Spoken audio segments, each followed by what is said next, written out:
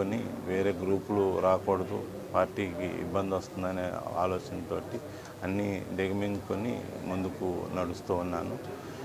ఏదైతే నా పేరు ఉచ్చరించిన వాళ్ళని కానీ, శివగారు మనిషి అన్న వాళ్ళ వ్యక్తులను కానీ అందరినీ కూడా వార్నింగ్ చేయటం, బెదిరించడం అటువంటి కార్యక్రమాలన్నీ కూడా చేశాడు.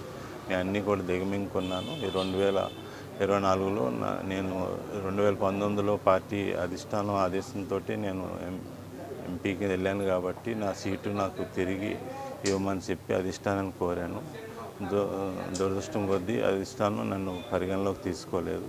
పరిగణలోకి తీసుకోలేనప్పుడు కనీసం నాకు ఒక విషయం చెప్పాలి, నేను ఎందుకు పరిగణలోకి తీసుకోలేకపోయాం, నీ సేవలు మేము వేరే విధంగా వినియోగించుకుంటామో లేదంటే నీకు సేవలు అవసరం లేదన్న విషయాన్ని నాకు కమ్యూనికేట్ చేయాల్సిన అవసరం ఉంది.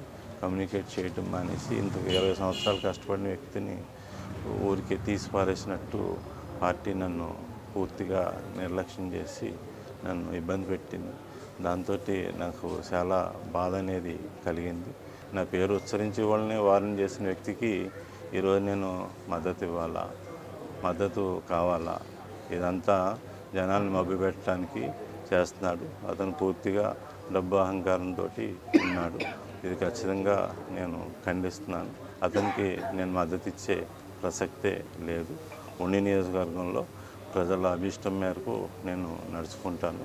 ఖచ్చితంగా ప్రజాక్షేత్రంలో ఉంటాను. Thank you.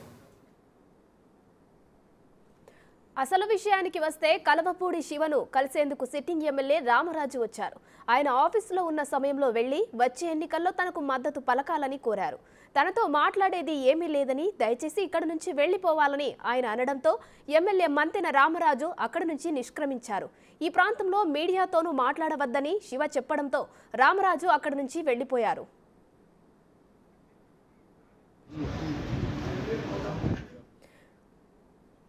తెలుగు తమిళ మధ్య ఇష్యూకి సంబంధించి పూర్తి డీటెయిల్స్ మా ప్రతినిధి సాగర్ లైవ్ లో అందిస్తారు. సాగర్, చెప్పండి, తెలుగుదేశం పార్టీలో నెలకొంటున్న ఈ ఇష్యూకి సంబంధించి డీటెయిల్స్ ఏంటి? పశ్చిమ గోదావరి జిల్లా ఉండి నియోజకవర్గంలో మాజీ ఎమ్మెల్యే, సిట్టింగ్ ఎమ్మెల్యే మధ్య విభేదాలు తారాస్థాయికి చేరుకున్నాయని చెప్పుకోవచ్చు.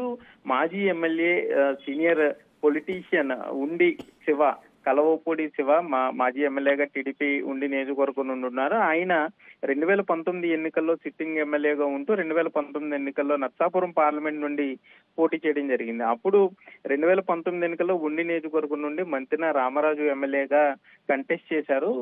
నర్సాపురం పార్లమెంటేరియన్ గా ఉండి శివ ఓడిపోయిన తర్వాత మరలా ఆయన ఉండి నియోజకవర్గంలో గత 2 ఏళ్లుగా యాక్టివ్ గా పనిచేస్తూ వస్తున్నారు. ఒక పక్క ఎమ్మెల్యే రామరాజు సైతం టీడీపీ యాక్టివ్ కార్యక్రమాల్లో పాల్గొంటూ వస్తున్నారు. ఈలోపు ఈ 5 ఏళ్లలోనే ఒక పక్క టీడీపీ కార్యకర్తలంతా కూడా కొంతమంది ఉండి మాజీ ఎమ్మెల్యే శివ వర్గంగా అటు చేరుకోగా, మరికొంతమంది ప్రస్తుత సిట్టింగ్ ఎమ్మెల్యే రామరాజు వర్గంగా చేరుకుని విభేదాలు పడుతూ వస్తున్నారు. ఎవరి ఆఫీసులో వాళ్లే పెట్టుకుని ఎవరి కార్యక్రమాలు వారే చేస్తూ వస్తున్నారు. గత 4 రోజులుగా ఇది కొంత రసగంధాయిగా మారిందని చెప్పుకోవచ్చు. ఎందుకంటే ఉండి శివ టికెట్ తనకే వస్తుందంటూ అటు ప్రచారం చేయడం, వాళ్ళ అనుచరులు కూడా సోషల్ మీడియాలో మరలా ఉండి శివ ఉండి నియోజకవర్గానికి ఎమ్మెల్యేగా రాబోతున్నారు, చంద్రబాబు హామీ ఇచ్చారు, అచ్చెన్నాయుడు హామీ ఇచ్చారంటూ కూడా చెప్పొస్తుంది. మరోపక్క రామరాజు వర్గీయులు కూడా అదే స్థాయిలో ప్రెస్ మీట్లు పెట్టి వీటిని ఖండిస్తూ వచ్చారు. తాజాగా మొన్న టీడీపీ జనసేన పొత్తు ప్రకటనలో సీటు సిట్టింగ్ ఎమ్మెల్యేకి కేటాయించడంతో